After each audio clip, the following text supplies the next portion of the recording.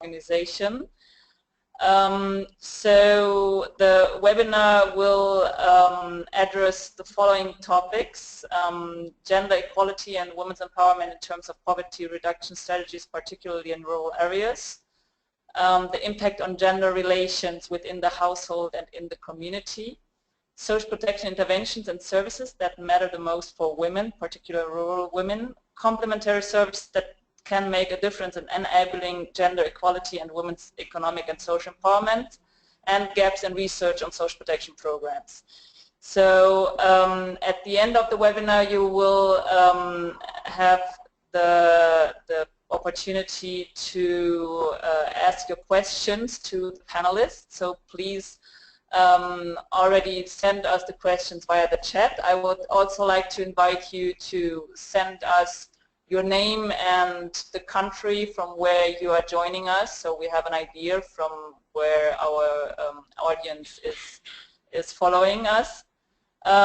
So the webinar, we have 3 excellent panelists today with us. First, Nicola Jones from ODI, then Agnes Kisumbing from the International Food Policy Research Institute, and Ana Paula de la Campos from FAO.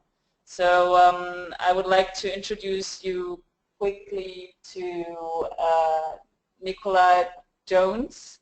She is a senior research fellow. Sorry, Ricardo, could you pass the slides? Nicola is a senior research fellow in the social development program at the ODI in London. Next one. And is an expert in gender and child-sensitive social protection programming and evaluation. She is also the co-director of the Gender and Adolescence Global Evidence Program. She has carried out a range of mixed methods and qualitative and participatory studies on gender-sensitive social protection for a number of donors, including AusAid, DFID, FAO, UNICEF, UN Women, and the World Bank. She was the lead researcher for a multi-year program of work for AusAid and DFID on gender-sensitive social protection in Africa and Asia, and the lead qualitative researcher for the DFID-funded Transforming Cash Transfers program on citizen perceptions of social transfers in Africa and the Middle East. And recently, Nicola was part of the expert group inputting into the FAO SOFA 2014-2015 report on social protection and agriculture. And she has published widely for a range of academic, policy, and NGO audiences, including a co-authored book with Rebecca Holmes entitled Gender and Social Protection in the Developing World, Beyond Mothers and Safety Nets. And she is co-editor with Rana Javad and Mahmoud Meskub of a forthcoming volume entitled Social Policy in the Middle East and North Africa, From Social Assistance to Universal Social Protection. So please enjoy Nicola's presentation together with all of us.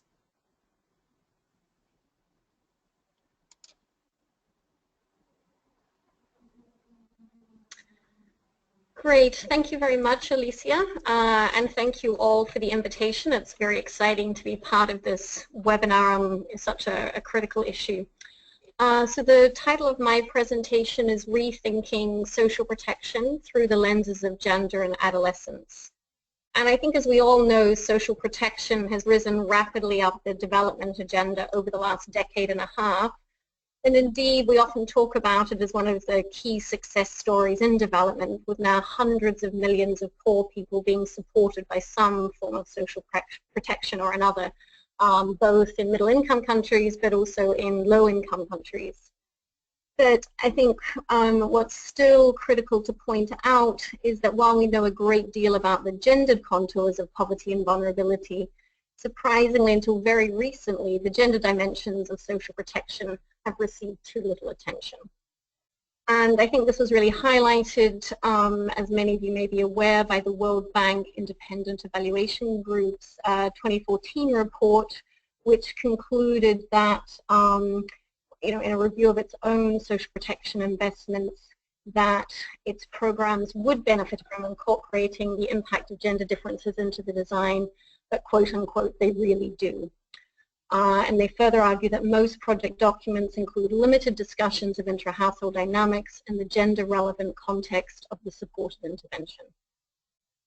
And so from our own multi-country work of social protection programs in Asia, Africa, Latin America, and the Middle East, for a range of donors, we've also seen that it's not unique to the World Bank, that many programs continue to be relatively gender blind in a number of dimensions. I think what's exciting is that FAO has played an important role in helping to address the invisibility of gender in these debates. So through the earlier 2010-2011 SOFA report on gender and agriculture, as well as through the latest report on social protection and agriculture. So it's great to see this contribution to these broader debates. What I've also wanted to do in this presentation was to highlight what's often a very forgotten age cohort within social protection debates, which is adolescence. So the second decade of life from 10 to 19 years. So much of the cash transfer debates, for example, have focused on investing in the human capital of infants and younger children and or support for older vulnerable people.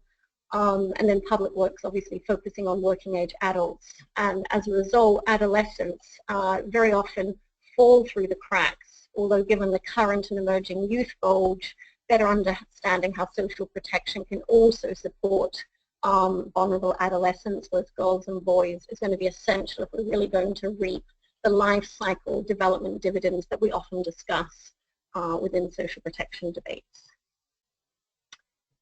So what I'd like to do to begin with is just, I'm sure many of you are very familiar with this literature, but set the scene again in terms of the conceptualization of gender in social protection debates. So I think what's key to highlight is that social protection is really about trying to integrate concerns about social security on the one hand and poverty and vulnerability reduction into a unified framework. So in the early stages of the development of the social protection agenda, social protection was often presented in terms of categories of poor, excluded, and vulnerable social groups. And the emphasis was very often on the formal sector, but this too often left out women in particular. And so although some measures were targeted primarily at female-headed households, gender was really used as a differentiating lens through which we could better understand poor people's exposure to risk and vulnerability, and then to design social protection measures in response to this. And given that social protection programs are really gender neutral, a number of analysts have pointed out that not only might poorly designed programs not support gender empowerment more broadly, but they could, if we're not careful, exacerbate or contribute further to inequalities. So what we've seen in the early generation of social protection programs was that poverty interventions tended to be more preoccupied with addressing the condition of poor women rather than their positioning. So that is their place and power within the domestic unit and in wider society. That, you know, as we and others have argued, without understanding the relational nature of gendered poverty and vulnerability, we're not able to tackle it in a sustainable manner. So next slide, please. So if we think about the range of gender-related constraints and risks, I think here Naila Kabir's 2008 typology is very helpful in highlighting the range of multi-layered constraints that can limit opportunities for women and girls. And she categorized these gender-specific, so societal norms and practices that apply to women or men by virtue of their gender. Secondly, gender-intensified constraints. So here thinking about inequalities between household members reflecting norms and customs on the distribution of food, healthcare, access to property, And I think here I'd also very much like to highlight time use. So a report that we've just put out on women's work and the care economy at ODI has found that when we look across 66 countries, that represent 2/3 of the world's population, when we look at 2014 data, women are spending on average 3.3 times more on unpaid care than men. And in many countries, the proportion is much higher than that again.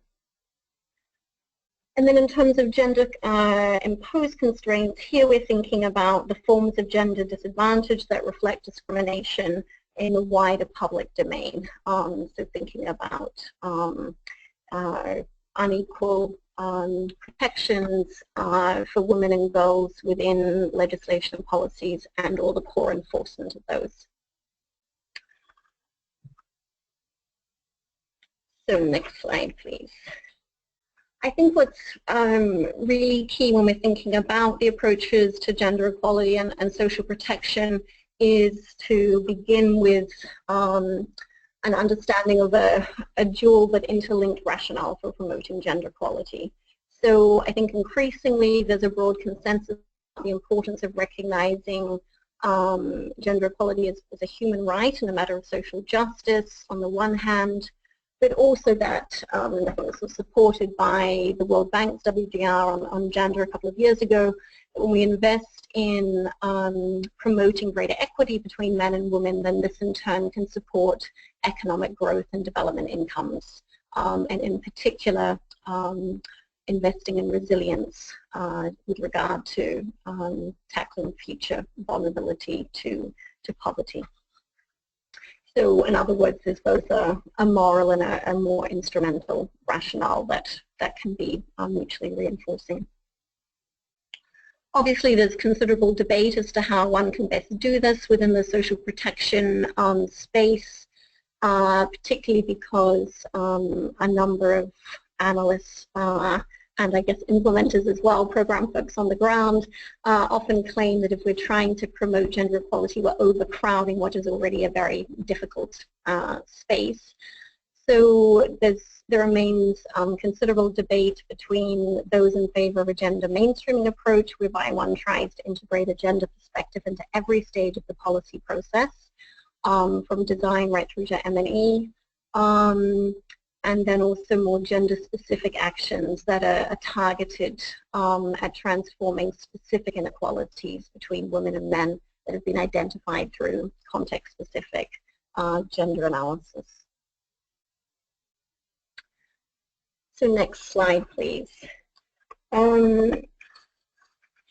So I think we're all very familiar with the 3 Ps and the protective, preventive, and promotive dimensions of social protection.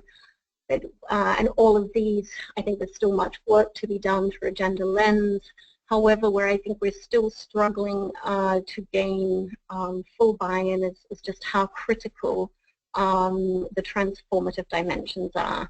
And here, efforts to try and address concerns of social equity and exclusion through an emphasis on not just economic empowerment, but also social empowerment.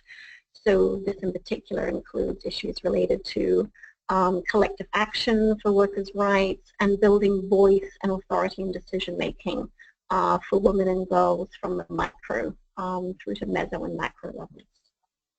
And this is something I hope we can return to in the discussion at the end of the presentations. Next slide, please.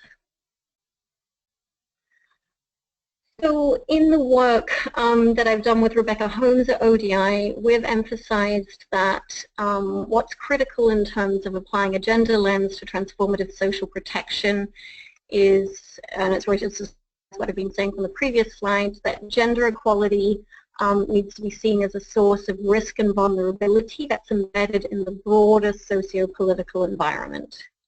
And equally importantly, that these risks and vulnerabilities tend to be mediated by policy interventions as well as pre-existing political economy dynamics and social cultural norms.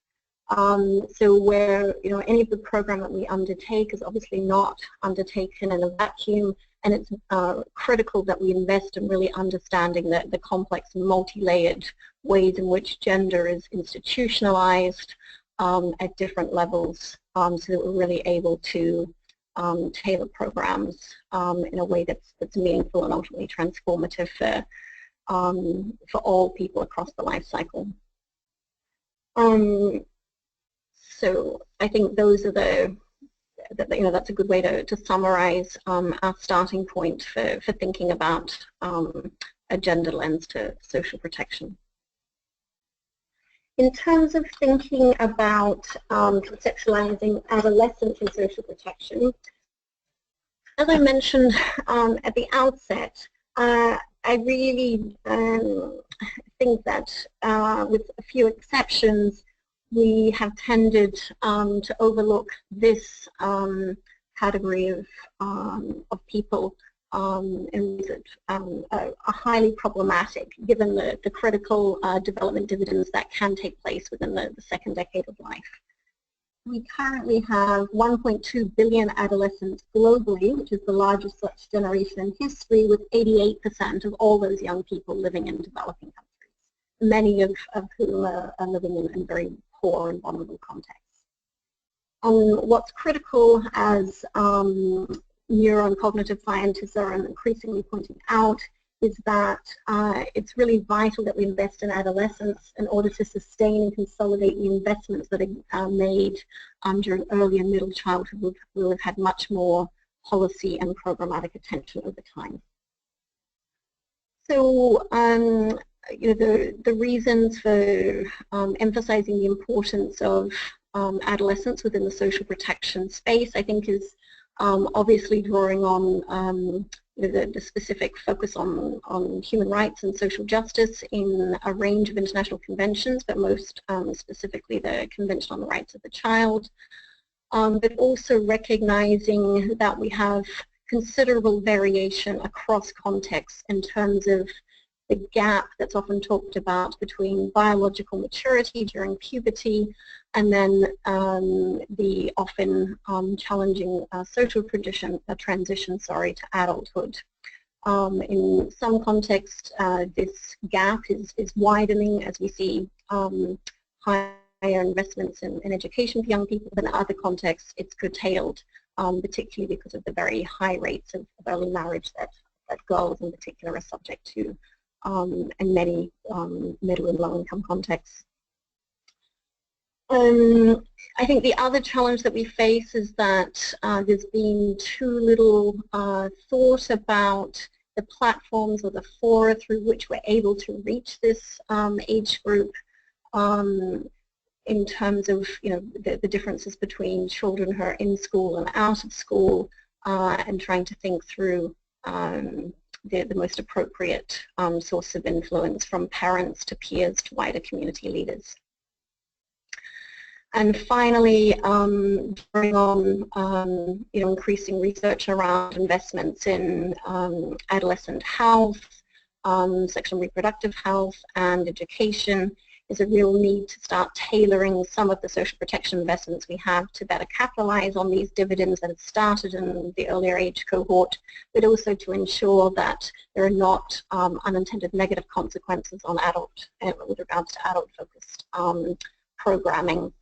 And the involvement, often invisible involvement, of adolescents, particularly in public programs that a number of colleagues have started to highlight through empirical research. Next slide, please.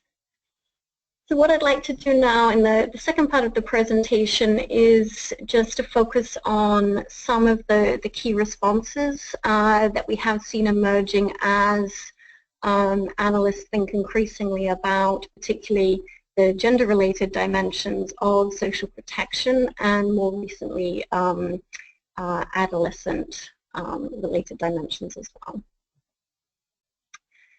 So in terms of thinking about social protection responses to gender-related risks, one of the key challenges has been ensuring that the diverse sources of gendered risk and vulnerability are captured through programming. And I think increasingly we are seeing more multi-sectoral interventions, but there's still a great deal that could be done to better capitalize on some of the intersections between different types of vulnerabilities. So I think one that's particularly important to think about is the links between risk of gender-based or intimate partner violence, and then the spillover effects that that has on other forms of empowerment, including economic empowerment, but also then related health vulnerabilities. I think what's interesting is that we are seeing increased evidence that combining a cash transfers model with psychosocial support is having dividends in terms of tackling gender-based violence. So there's a very interesting report that's just come out by UNHCR and IRC looking at the effects of a combined cash transfers model with Syrian refugee communities in Jordan, which combined cash, gender discussion groups, and psychosocial counseling. And the strong conclusions was it was a mixed approach that had a much stronger effect than cash only in the samples that they were looking at. If we look at the broader evidence, however, on the links between social protection and gender-based violence, the jury seems to be still very much out. The evidence is very mixed. So in a recent review of evidence, BAL in 2015 found a range of different findings across different contexts, with some studies concluding that there was no spillover effects on cash in terms of changing inter-household dynamics around investment in spending on different household elements, and the shift in gender-based power in the household. Others found that there were increases in some contexts in gender-based violence. So that was the interventions looking at general effects of cash transfers, where there wasn't a specific additional objective to change gender-based violence, whereas those looking at cash transfers plus interventions on gender-based violence are showing more positive evidence when there's an explicit attention to that. But I think obviously the evidence base is relatively fledgling, and there's, as I mentioned in the discussion questions, there's much more to be done on that front. So I'm going to skip through the next couple of slides and just wanted to move on to some of the key points that are emerging in terms of looking at gender-related or gender-sensitive responses to tackling adolescent-specific risks. So here I think what's critical is looking at the cohort, of more than 70 million adolescents globally that are not attending secondary school. One of the key things has been, the failure to complete their studies because they lack sufficient skills. I'm going to move on a couple of slides. I'm on the slide that's called protection responses to adolescent-specific risks. Many don't complete their studies or lack sufficient skills to meet labor market demands. We're also grappling with how to tackle harmful traditional practices, including child marriage, which many adolescent girls are at risk of, HIV, with young people being those who carry the largest burden in terms of increasing infection rates, and particularly adolescent girls and young women being the most vulnerable in high prevalence countries. So there are all of the challenges that are currently being I think under tackled within social protection responses. However, we are increasingly seeing efforts to bring adolescents into secondary schools, less into the follow-on vocational training that's so necessary for meeting labour market demands. There's been a number of experiments, as we'll discuss, or pilot trying to link social protection, both a combination of cash and social norm change, behavioral initiatives trying to tackle child marriage in particular, but also dowry and other harmful traditional practices in some contexts. But to date, these have tended to be at small scale.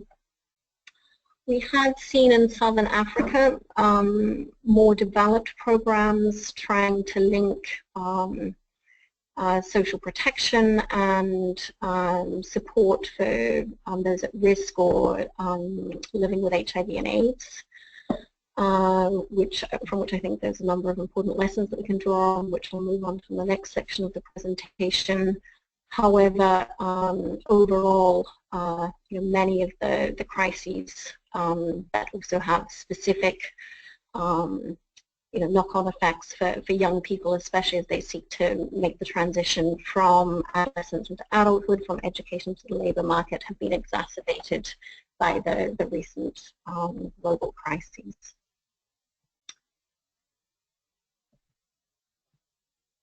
So I'll now turn to the final part of the presentation and just highlight a few programs which I think provide important lessons as to the sorts of initiatives that are working well, at least based on the extent of evidence that we have to date, although I think there's still much more to be done in better understanding the longer term effects and greater investment in not just understanding what happens at endline, but also, is happening now with the Malawi Zomba cash transfer experiment, trying to follow up what happens to those girls multiple years after the program itself is stopped. So one of the more interesting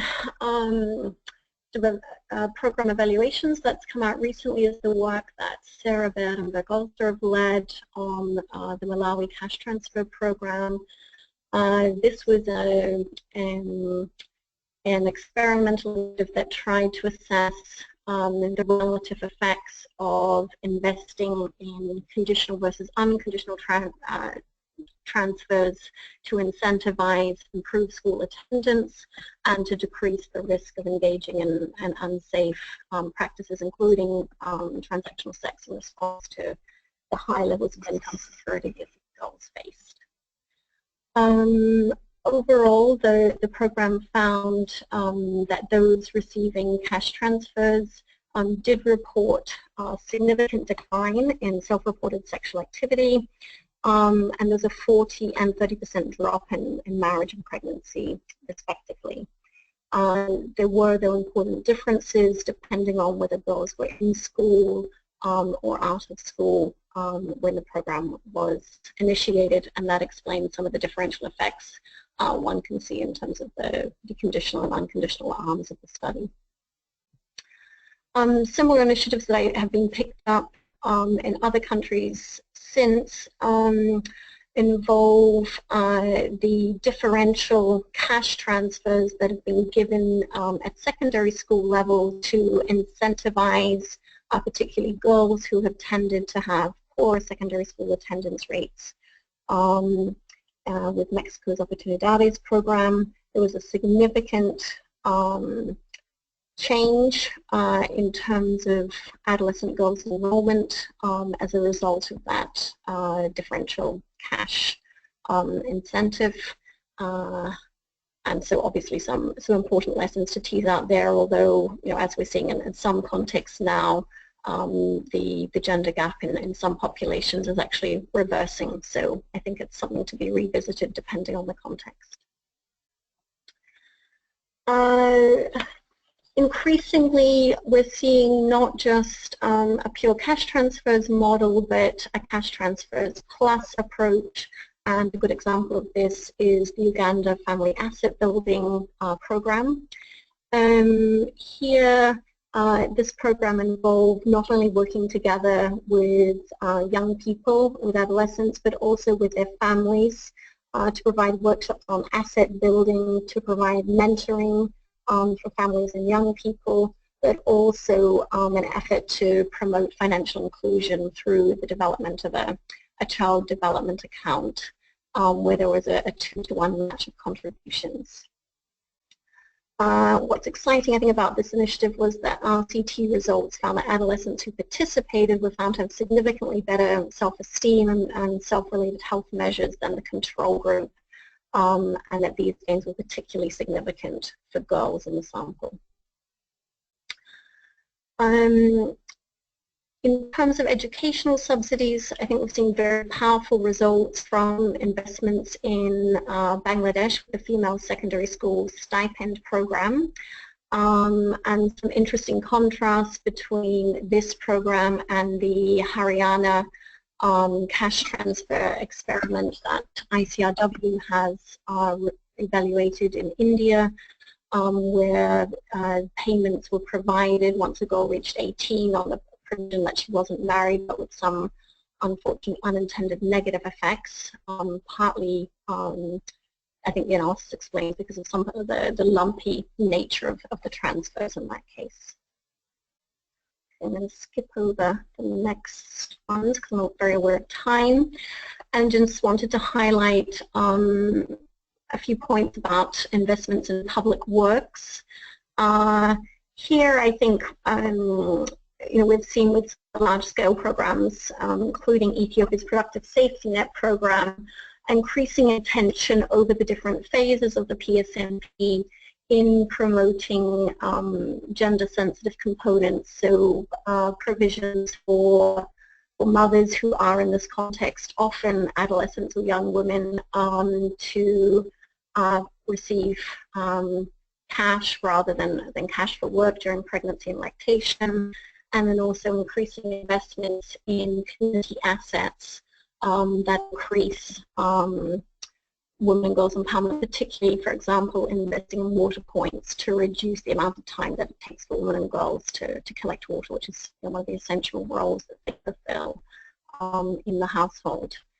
One of the critiques that we have had, though, in our own evaluations of the program is there's still too limited investment in ensuring that program implementers at field level understand these innovative gender-sensitive provisions within the program, and so the effects have not been as transformational as one would envisage, particularly in a relatively low uptake of the child creation scheme, although it is improving over time for women who take part in the public works program but are able to leave their children with other members who are then paid through the public works. So just by way of conclusion, I think overall it has been exciting to see an increasing number of players, both in terms of analysts and program implementers, who are interested in the gender dimensions of social protection. I did actually send through a different slide, but I think it was a bit too late to get included. So I'll just go through the questions that I think would be key to highlight. And it's really very much related to the question now that we're moving to understanding the relative effectiveness of programs that include economic empowerment program than social political empowerment. So I would see a big agenda around trying to disentangle the effects of bundled interventions. So I think it would be good for us to better explore what is the relative value in terms of empowerment, in terms of investing just in cash or in other types of social normal behavioral norm change approaches to changing gender relations. I think it's also really key for us to think about what role cash is able to play in shifting discriminatory social norms that hinder women's participation in so many spheres, from the economic through to the political. And that it's going to be increasingly important for us to consider what a gender-sensitive package across the life cycle would look like in terms of social protection interventions. I think often we have quite isolated programs that just focus on a particular age cohort, rather than trying to think of what a more holistic life cycle package might look like. And I think here's where we could be linking up the investments that are made with the younger age groups through to adolescence and then on to adulthood. As I've mentioned, I think there's increasing interest in trying to look at links between tackling social protection and gender-based violence, but the evidence base at the moment is very mixed and patchy, so some really key investments that can be made there. And then finally, although I don't have time to go through it in the slides, I did have some thoughts on why the politics of social protection matters, particularly in terms of the gender dimensions of social protection. And I think here we need to better understand, as we're designing programs, the ways in which households, markets, and states as gendered institutions are created and regulated, and the way that those institutional parameters or barriers can shape the effective rollout of programs. And to do that, I think, when we're undertaking vulnerability assessments, we need to do a much more robust job of trying to look at what Wolf calls in his political economy framework of what's called the 3 I's, so looking at the institutions, the interests and the ideas that underpin social protection programming, and the institutions and actors who are involved in both the design and rollout. I think this is a dimension that is too often overlooked when we're carrying out context assessments prior to undertaking program design and implementation decisions, and much could be gained from that in terms of advancing a more gender-sensitive, more gender-responsive approach to social protection. So thanks very much.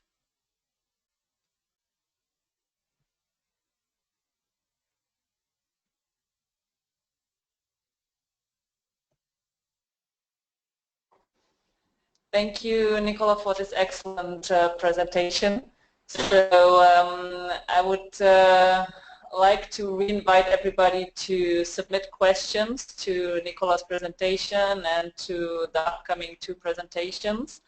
Also, I wanted to let you know that you can find the presentation in the handout section, so you can download the presentation, but anyways, we're going to send around the presentation and the link to the recorded webinar after the webinar's follow-up. So let me introduce to you our next speaker, Agnes Kisuming. She is a senior research fellow in the Poverty, Health and Nutrition Division of the International Food Policy Research Institute and leads the gender cross-cutting research team at IFPRI.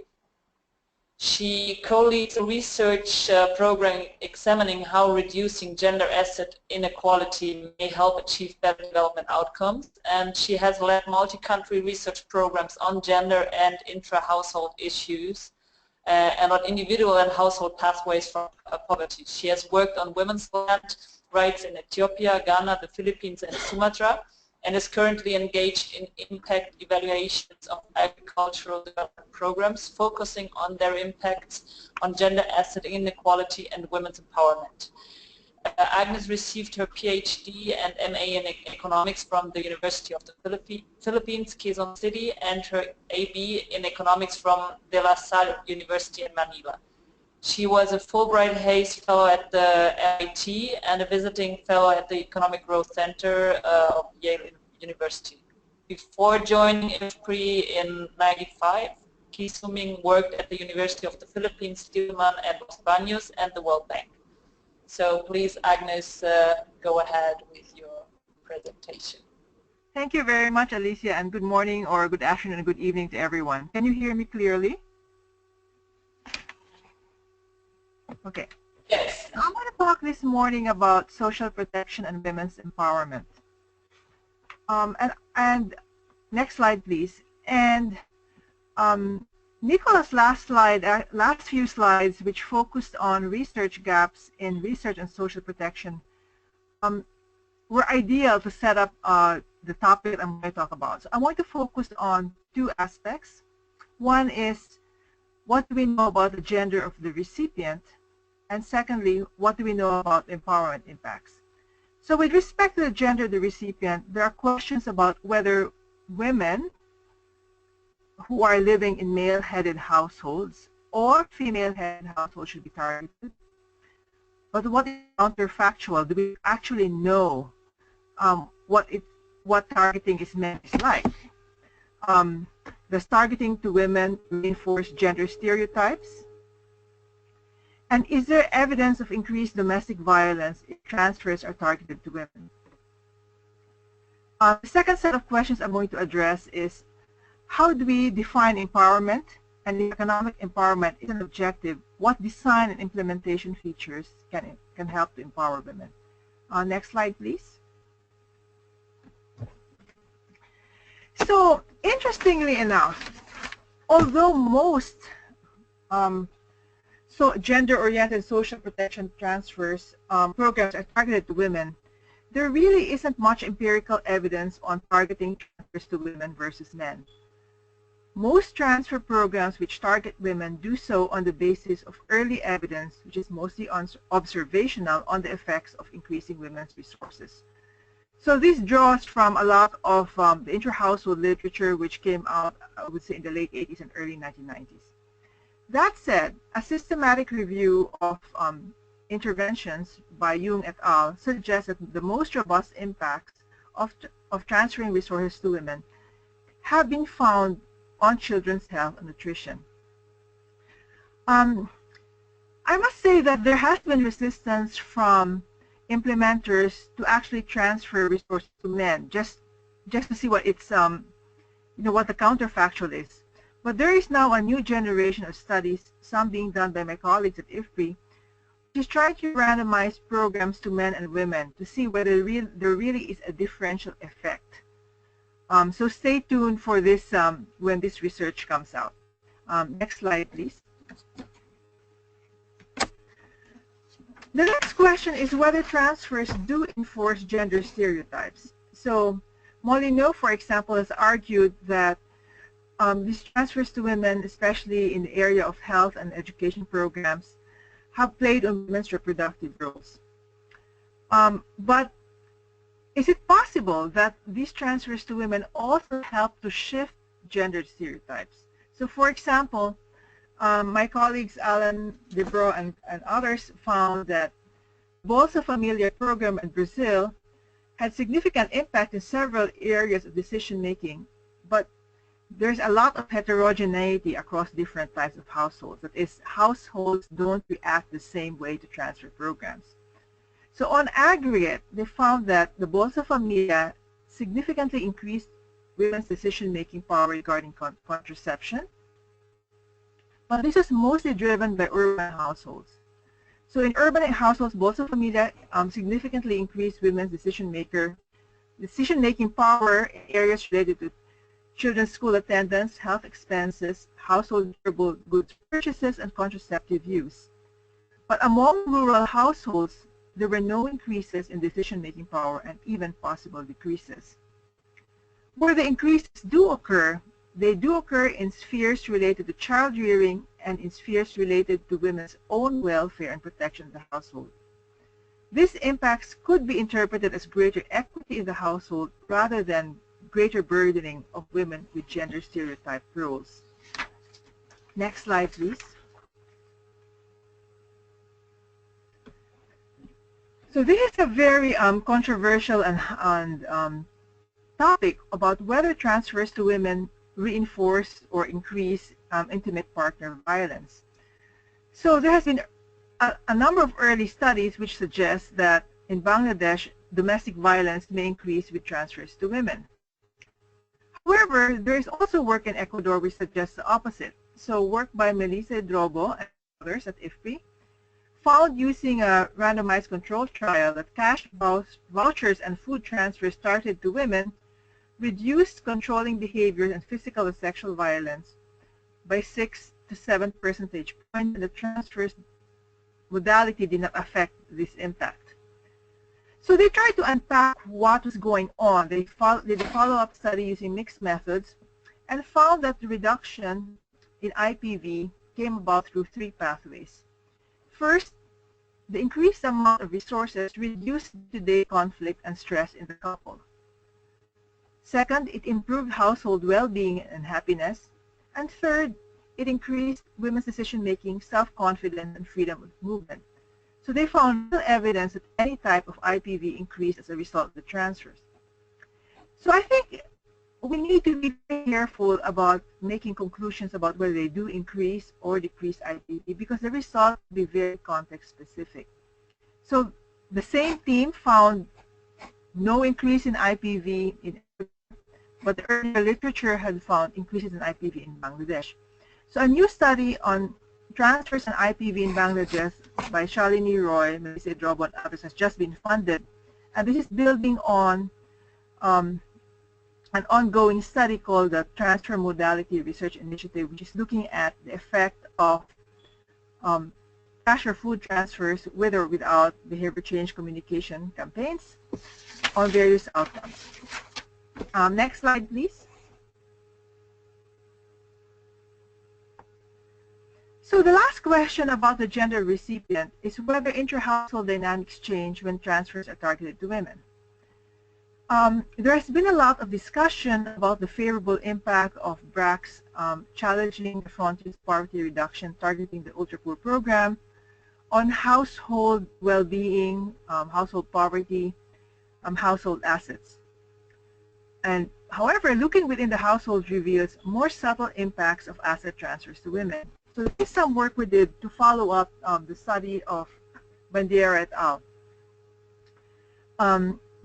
What we found by administering sex-disaggregated assets modules to men and women who were part of the TUP was that the TUP increased household assets, which they also found, and increased women's ownership and control of transferred assets, mostly livestock, but increased men's ownership of other assets. And this was because the proceeds from having livestock were reinvested in assets that men controlled. We also found the labor requirements of livestock increased women's working inside the home. Now, they preferred this because labor market conditions in Bangladesh are extremely unfavorable to women. However, the program also decreased women's control of income market purchases, possibly owing to their decreased mobility, but it increased women's self-esteem and social capital.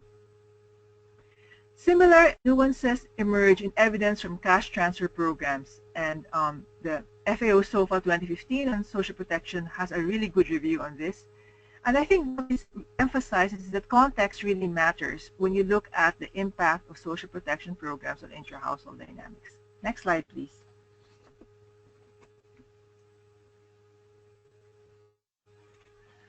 So I turn now to the second topic, which is whether social protection empowers women economically. There are, of course, very many dimensions of economic empowerment, and I'm going to use the one by Naila Kabir, which is broader than economic empowerment. It defines empowerment as expanding people's ability to make strategic life choices, especially in contexts where this ability had been denied to them. Empowerment is very personal, it's very difficult to define and measure. And economic empowerment in particular may be different from decision-making in reproductive spheres, which is commonly the type that is measured in the demographic and health surveys. So there are very few internationally used measures of economic empowerment. So one relatively new measure which measures economic empowerment is the Women's Empowerment in Agriculture Index, which focuses on empowerment in a productive sphere, which is agriculture. I was one of the co-developers of this index. Next slide, please.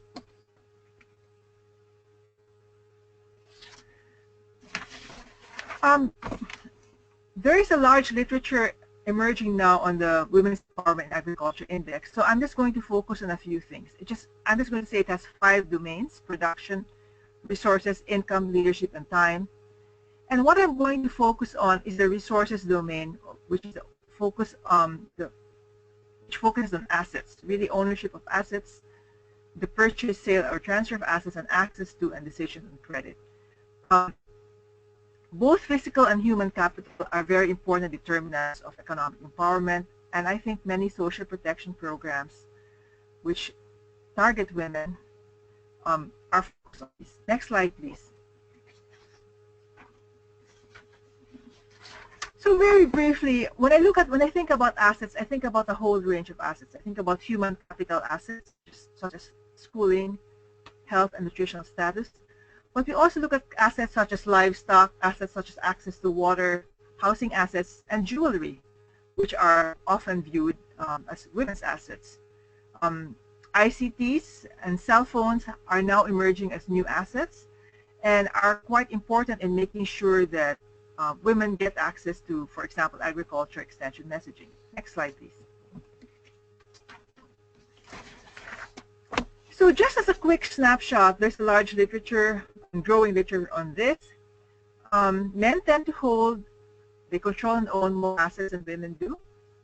Men and women hold different types of assets, and we've found from our studies in Bangladesh and Uganda that women's assets are more likely to be drawn down during times of shocks. These are likely to be smaller assets and more easily sold. Women are more likely to be disadvantaged in terms of access to credit and may tend, therefore, to use informal coping mechanisms. However, they're also more likely to invest additional resources in the human capital of the next generation, such as child education, health, and nutrition. Next slide, please.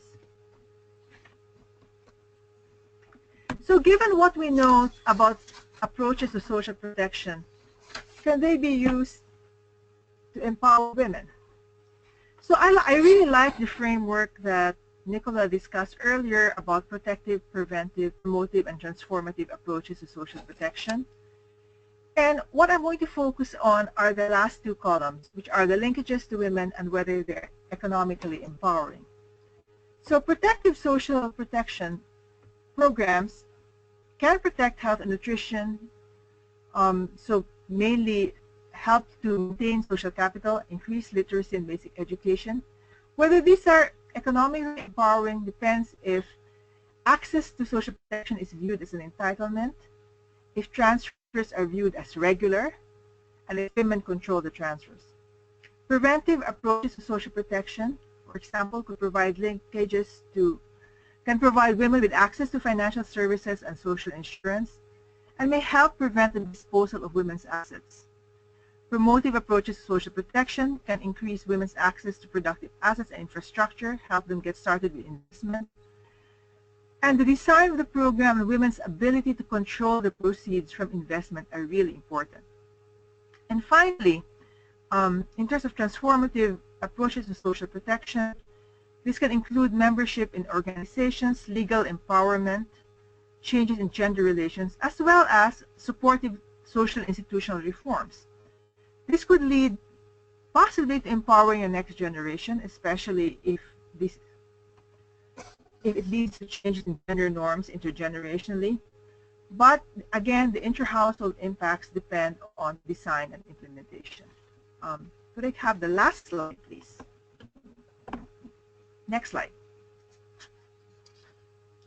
So I'm going to end with, sort of very typically for a researcher, a list of unanswered questions.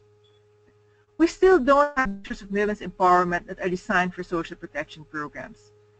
Most efforts have used existing measures that focus on decision-making, but mostly in the domestic sphere.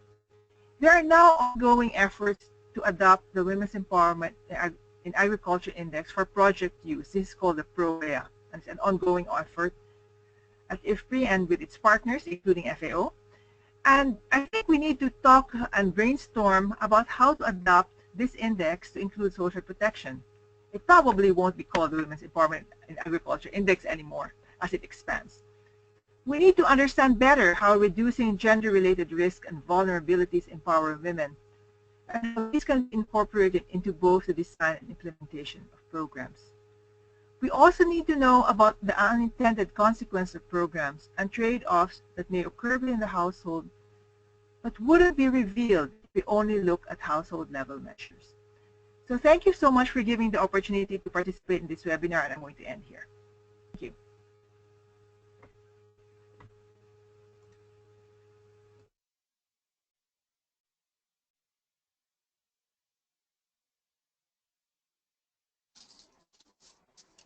Thanks, Agnes, for this excellent presentation. A lot of questions have already been registered here. So once again, the invitation to send us more questions, also because the questions are not going to be answered during the webinar, they are going to be answered in the respective online community on the socialprotection.org platform. So now I would like to introduce Ana Paula de la Campos. Ana Paula is an economist and policy analyst in the areas of gender and agriculture and social protection. And she started her career with FAO in 2007 as an econometrician specializing in rural labor and household income strategies. Her work has contributed to the creation of the Rural Income Generating Activities database, as well as the design of household surveys for conducting impact evaluation of cash transfers in sub-Saharan Africa. Ana Paula has also managed the overall functioning of the Gender and Land Rights database and collaborated with FAO Statistics Division with the production of gender and land-related statistics. She currently works as program advisor for FAO's program on rural poverty reduction. And I would also like to mention that Ana Paula, together with IPC, Raquel, and me, myself, at the socialprotection.org team, is the main responsible for facilitating this webinar series and the online community. So thank you, Ana Paula, for that. And please go ahead. Okay. Now, right? Well, thank you, Alicia, and thank you, Agnes and Nicola, for these very interesting presentations. So I've been asked to discuss a little bit about what has been presented so far, and for this I don't have a presentation, so I'm sorry. What I'll do is just to turn on my webcam so that you can see me. Here I am. So basically, I'd like to step back a little bit just to frame a little bit the webinar, because I think that we started too quickly, and I just wanted to mention that the motivation of this series of webinars on gender and social protection is to really reflect on the issues around gender, but also around women's empowerment and why these are relevant in the social protection sector. As you know, we are now in the new Sustainable Development Goals era, and within this framework of international global goals for development, social protection has been widely recognized as one of the instruments that we have to effectively reduce poverty.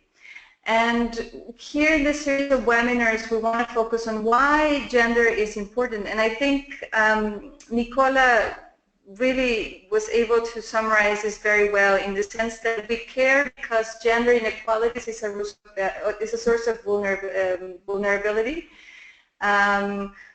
And also because social protection is strategically placed, given it's the format that many social protection programs have. It's really well placed for empowering women economically, because they can really increase their assets. Many social protection programs involve direct asset transfers. They also involve direct cash transfers, and for many women, it could be even the first time they have the opportunity to manage cash and make decisions, or just simply economic decisions around cash. So this is very important, and we really want to capitalize on this opportunity that social protection is giving us for this respect. So we hope that with this series of webinars we can touch upon different aspects. This is really just the first of the series, so I want to concentrate on 4 different points that Agnes and Nicola discussed. The first one is how the discourse of gender has evolved in the international. Let's put international because each country is a different situation, but in the international social protection sector, let's say, what are really the pressing or the most important gender issues that we should be talking about and develop further in the future. So Nicola's presentation really showed us that gender issues has evolved, that social protection has evolved also in the thinking of the international policy domain. No? We've been moving from thinking of targeting different categories of the poor and vulnerable to think more of social protection as a human right, and also thinking that social protection should be reached by all. So basically, no one needs to be left behind. And I think this is very important for gender as well. For example, in terms of, and this really leads us directly to what Agnes was saying in terms of, should we target men or should we target women in social protection programs? And I think this is really, it's an important matter, but I think we should not focus necessarily on this question. I think the question is, how do we make sure that social protection is reached equally by both men and women, and that we're not targeting women just because we want to reach the children in the household, for example. I think this is a very important question that I hope that we can continue to discuss within this series. Also, let's say, another question that, or issue that arises from the presentations is that, okay, social protection is only one of the let's say, instruments that we have for empowering women. We have to recognize that social protection, the purpose of social protection is for reducing poverty, is not necessarily seen as a way of empowering women. And that's okay. But I think for people that care about gender and really see social protection as an opportunity for this, we should really be thinking, how do we make social protection programming more gender sensitive for this respect, in both these two angles that I wanted to convey, both empowering women economically and socially, but also making sure that both men and women have access to it equally. And finally, as stressed in Nicola's presentation, which we often do not think about these terms, is recognizing the needs across the life cycle. So thinking about gender not just about adult women or female-headed households, but also as adolescents, as girls, as elderly women who need also different kinds of social protection interventions.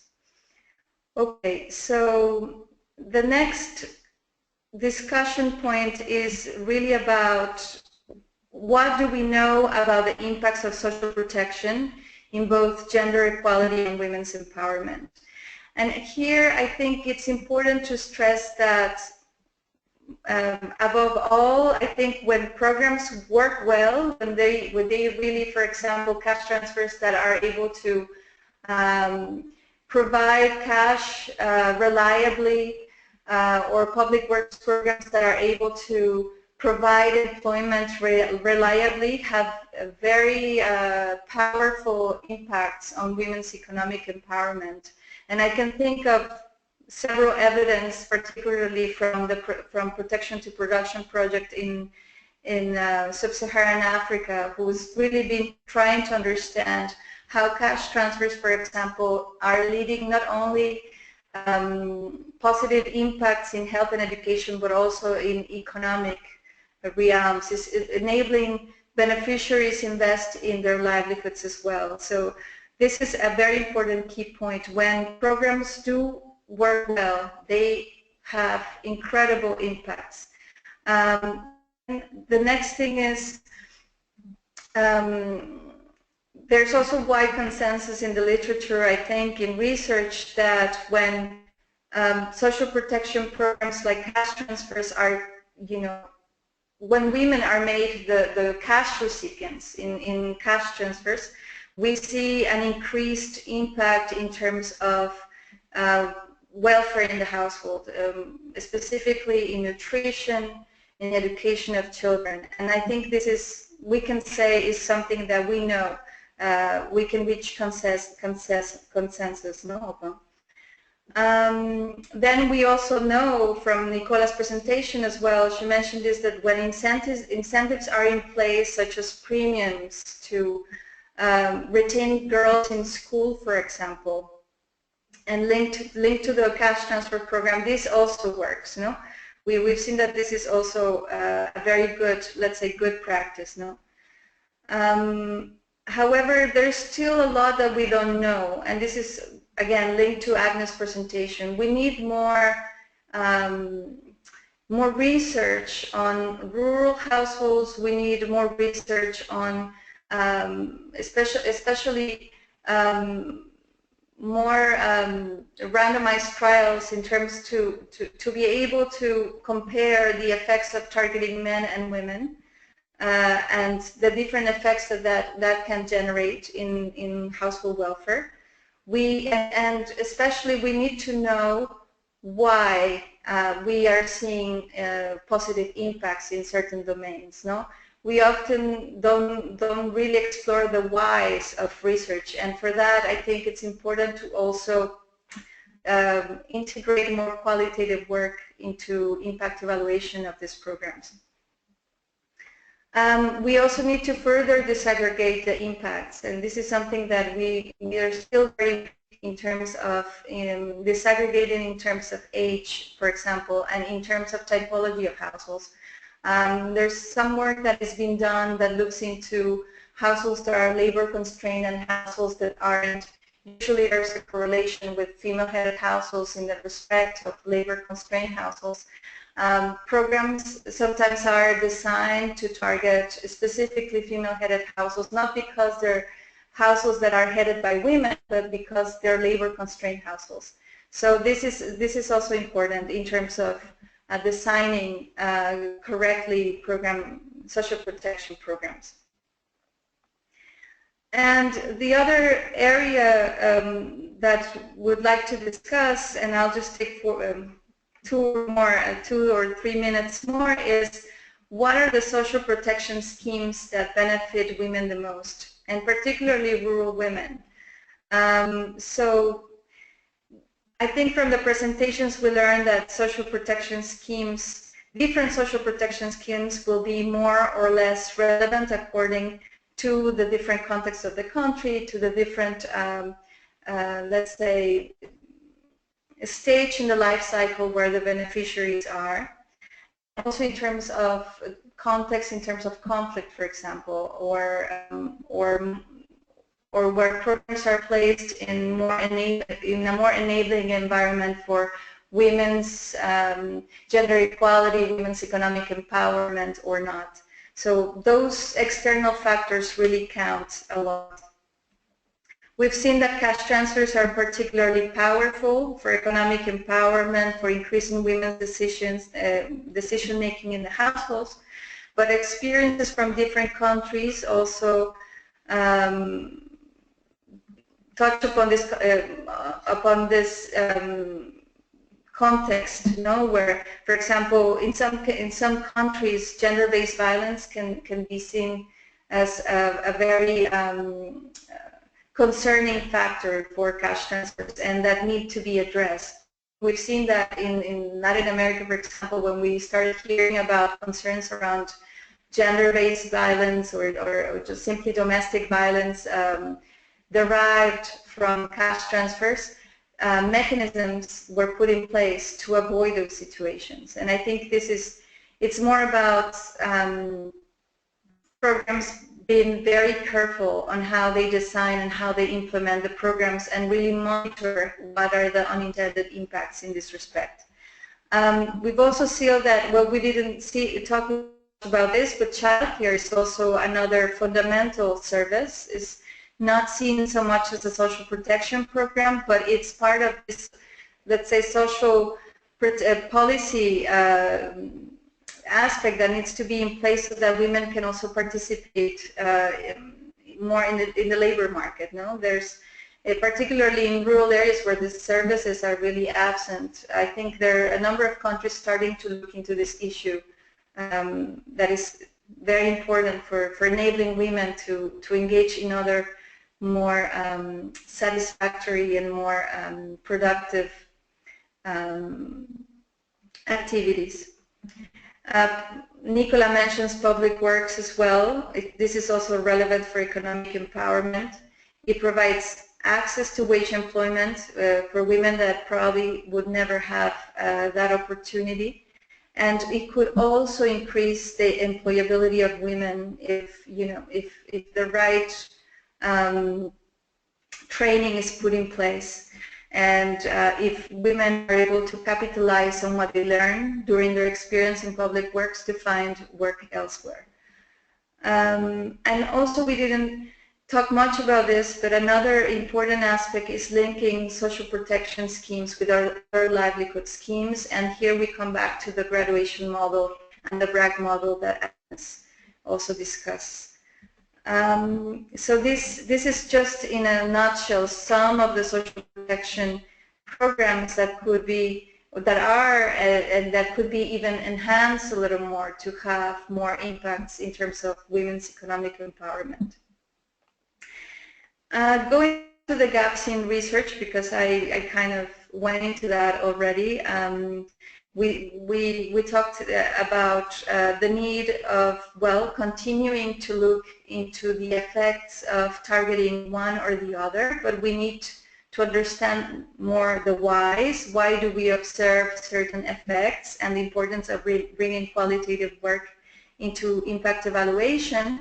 We also, well, Agnes introduced the WEA, the Women's Empowerment in Agriculture Index, as one of the tools that we could use to understand much better what are the impacts on empowerment. This is one of the failures that we have in the sense of the literature available on the impacts of empowerment from social protection programs is precisely the wide diversity of proxies that are used for measuring empowerment, and decision making. So as we develop better tools to measure empowerment, we will be able to say much more about how social protection is achieving those goals. So the WEA is a great tool that should be looked at more in detail.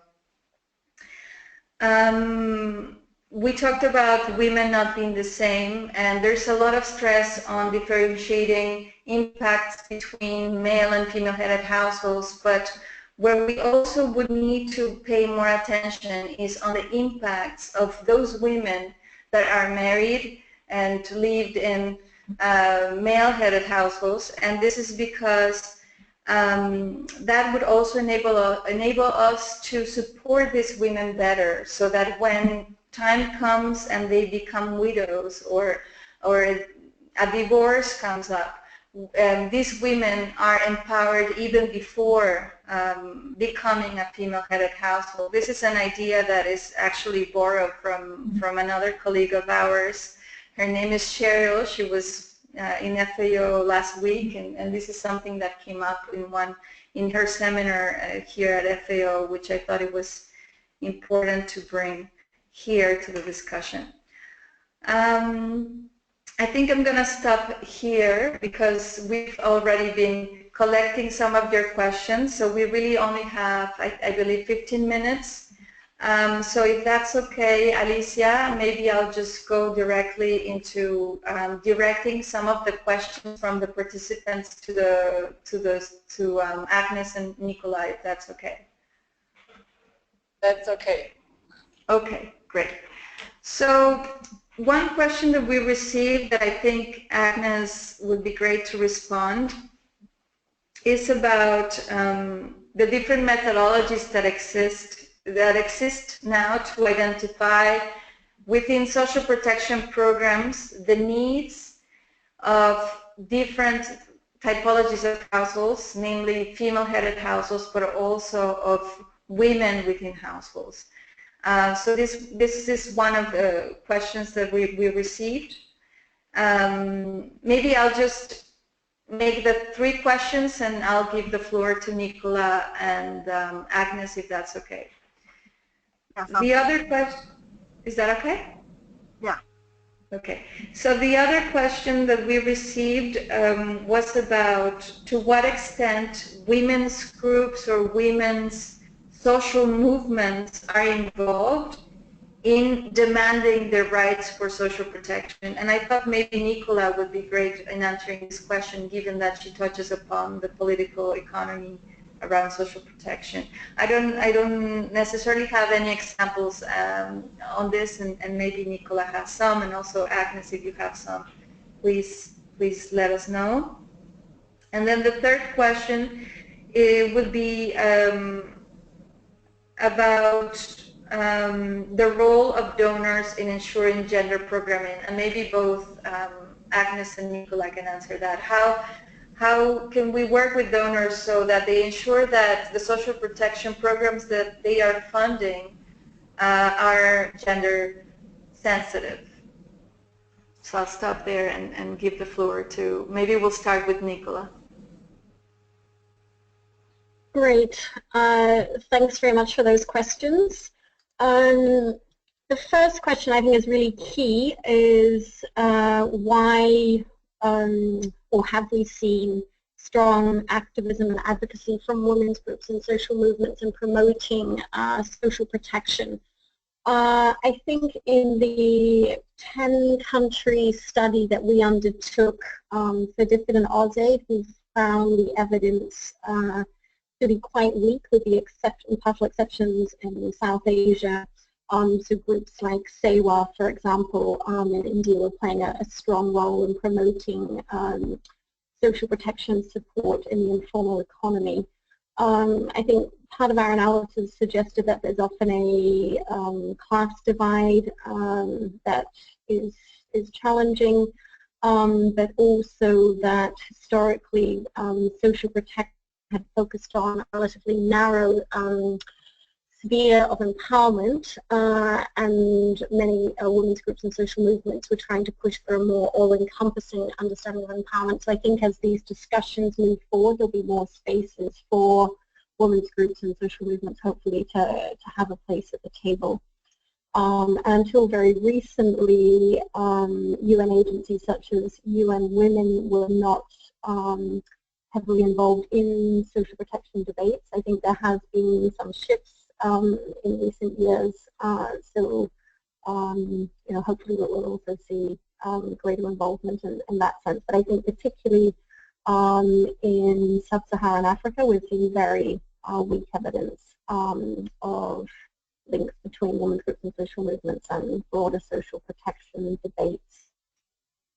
In terms of the question about what can donors do to promote more of a gender focus within social protection programming, I think one aspect that's vital is ensuring that there are specific indicators upon which program implementers need to report.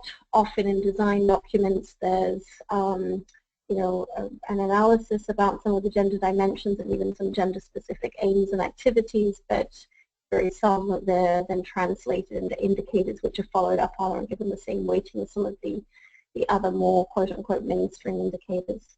And secondly, I think in the cases where we have seen innovative and gender-responsive program design documents, there's been very little investment in them providing orientation and capacity strengthening for particular community and field level implementers to understand what those provisions mean in practice to the way that they feel about their day-to-day work, and again, too little follow-up in terms of the monitoring evaluation of their performance. So I think ensuring that there is explicit funding given to capacity strengthening at those levels is vital. So I'll hand over to Agnes.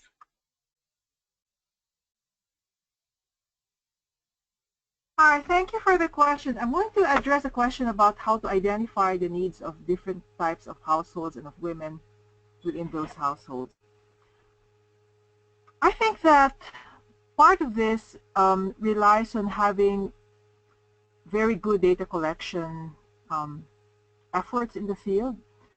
For example, if you're going to be doing a diagnostic, I would suggest using something like the LSMS or similar surveys, which don't only use the sex of the household head as the way of looking at gender, but also look at women within male-headed households.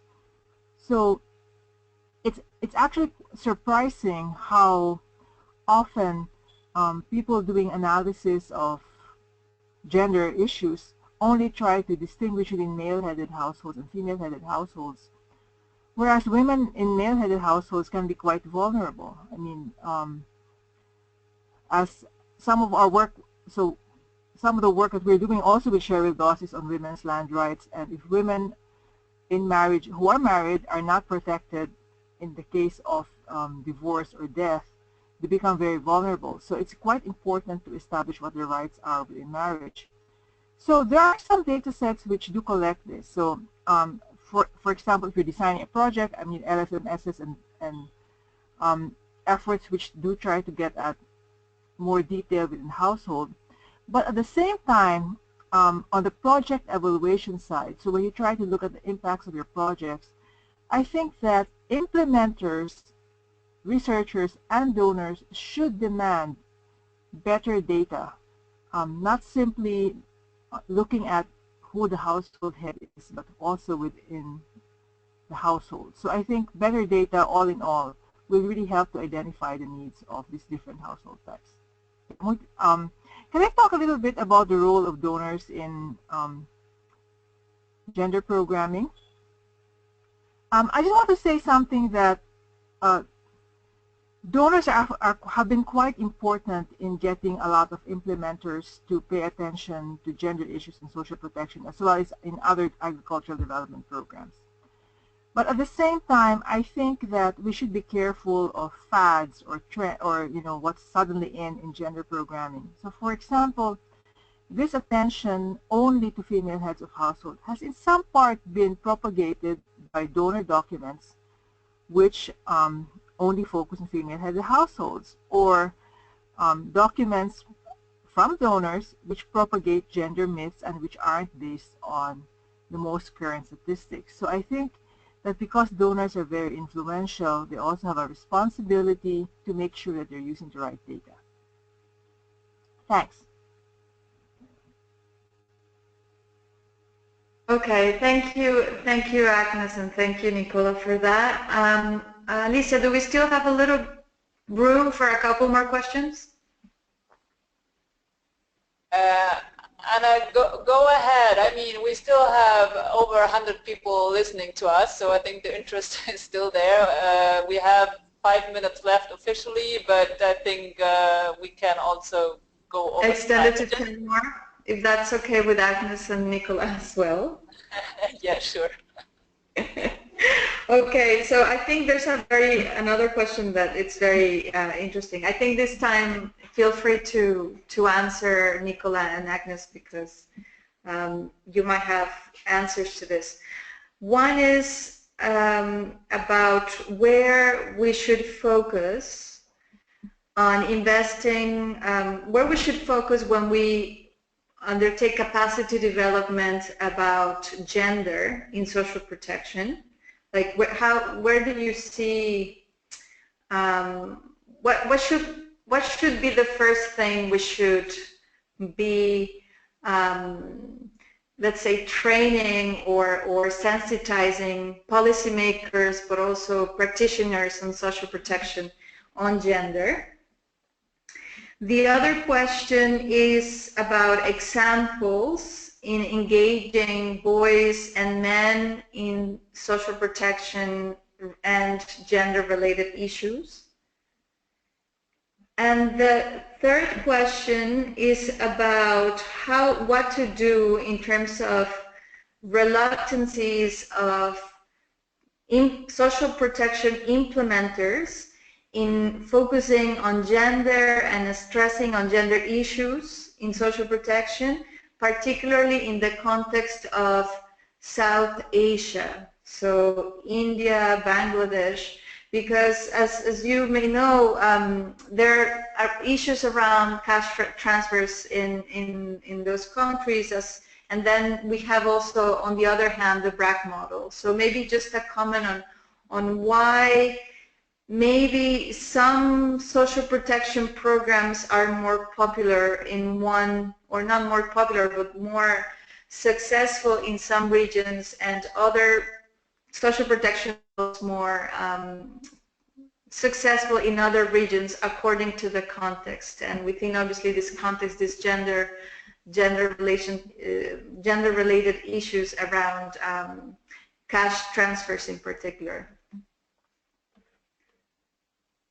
I pass it now to Agnes and Nicola.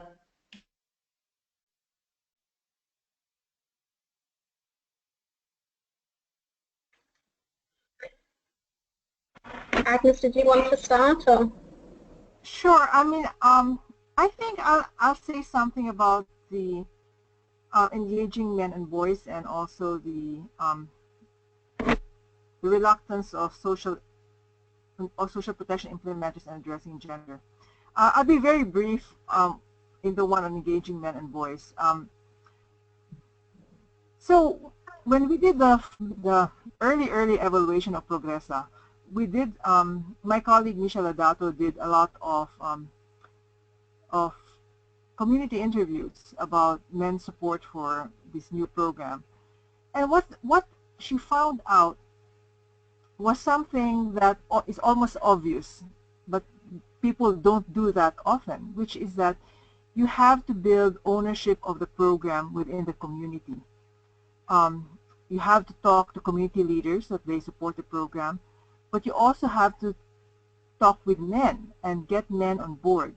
So although initially there was a resistance to this transfer targeted to women, once men realized that it was really for the benefit of the household, they had increased income, that increased cash, and that the household benefited, then they were more on board. But it's a question of, you really have to bring them along. I think that programs that target women but don't pay attention to the family in which she lives are almost going to be facing an uphill battle and will meet a lot of resistance. I think there also have been programs which have tried to bring boys on board, and the one I know about is not really a social protection program, so Nicola may have more a more socially protected relevant program to talk about. But Landesa, for example, which was doing transfers of land titles and microplots in Odisha and Bihar, had this program of having community conversations among boys and girls, which discussed girls' rights to inherit land, because they were trying to put women's names on land titles and also prioritize female-headed households and households with girls in terms of inheritance. And so these community conversations among men and boys, and among boys, adolescent boys, help to provide, hopefully, some impetus for changing attitudes. And I guess this last question about why are some social programs more successful in some regions than others? Well, I think we all know that different regions and different countries have very different gender norms. And in South Asia, in particular, where there are still some restrictions on women's mobility, to be able to get the woman to participate often means leaving her household and her village. And that might be a barrier, you know. So it's a barrier that has to be addressed for the program to work. And in many cases, like in the case of BRAC, if the woman won't come to the program, we're going to bring the program to her. So they've done a lot of community-based outreach. And so I think that's one of the things that is important in implementation, is that you have to start with where the woman is on the ground. Yeah, so I think I'll end there and I'll hand it over to Nicola. Great, thanks, Agnes. So I'll start with the question about where would one start focusing on capacity development about gender, particularly at the program implementation level. We asked this very question in an Aussie-supported project in Vietnam and Indonesia, where program designers expressed their frustration that they had spent quite a lot of time in training at least district-level officials and implementers in terms of, key principles of gender and gender mainstreaming. So, a focus on the relational aspects of gender and the power dimensions. But in the follow-up focus group discussions that we did with a range of officials and implementers, both at district and sub-district levels, the feedback that they gave was that they had had these kinds of presentations on multiple topics over the years, but it still hadn't provided them with clear guidance on what they should do differently tomorrow. So I think what's vital is to make sure there's very tailored and very specific examples as to how it could ensure that that their work is more gender responsive. So I think that's the first one, is to give very clear guidance. But secondly, I think also to provide evidence where possible, either from the same context or others, as to why doing things in a gender-sensitive way could spillover effects on the general effectiveness of implementing the program, so the likely dividends in terms of poverty and vulnerability reduction. So I think when the case of investing in women makes economic sense is made, and that can provide additional motivation. And then, as I said before, obviously when people are specifically involved in advanced progress, also provides incentives. In terms of initiatives where there's been greater involvement of boys and men. Nicola, I think we cannot, I think we're losing you. Can you hear me still now? Now we can hear you better, yes. Okay, sorry about that. So I'm just going to move on to the second question about engaging boys and men. I'm aware that Promundo is undertaking an initiative with Bolsa Familia in Brazil to promote men's role in promoting a better care agenda, so involving men in parenting, partly as a response to a broader feminist critique of the way in which cash transfers, particularly in Latin America, have relied very much on women's unpaid labor. So drawing on Maxine Molyneux's critique and that of others, so Promundo is sort of stepping into that space and running some pilots in northern Brazil, I believe, to engage more with men and boys, so it's not seen as solely women's responsibility to deliver on the conditional aspects of the transfers there. So I think that'll be an interesting space to watch in terms of the findings that's rolled out. Agnes, and you might be able to talk more to this, I'm aware that there was also an effort within the 4Ps program in the Philippines to try and mandate participation not just by mothers but also by fathers, because of originally limited uptake in terms of the, I think it was 10 sessions on some of the behavioral change components that 4Ps was trying to initiate, especially I believe related to nutritional practices.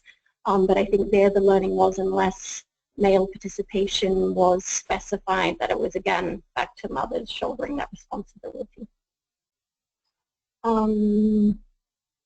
Yeah, I think they were the key points, so I'll leave it there. Thank you. I think, Alicia, I think we should close the webinar. What do you think?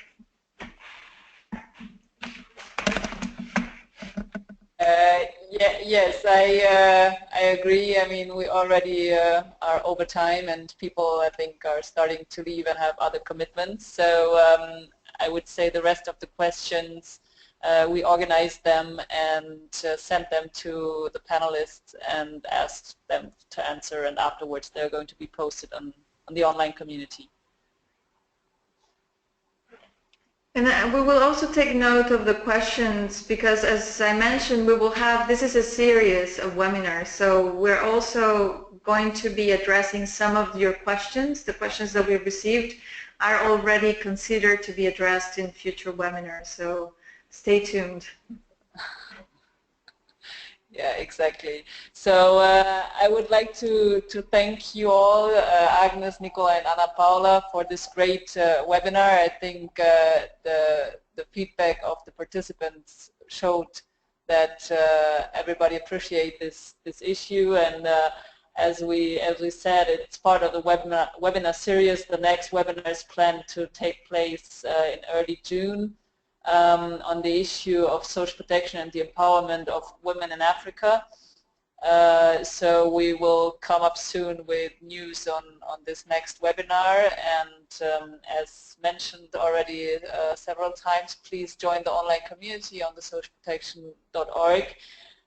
We are having a survey at the end of this webinar. It would be great if you could quickly answer the questions in this survey, because we need that to evaluate the impact of the webinar and to go on and improve the next webinars of the series. So once again, thanks to all of you, and thanks especially to Agnes, Nicola, and Ana Paula. Great. Thank you so much, Alicia and Ana Paula and Nicola. Thanks for organizing this. Thank you. Bye. Bye. Thank you very much. Bye.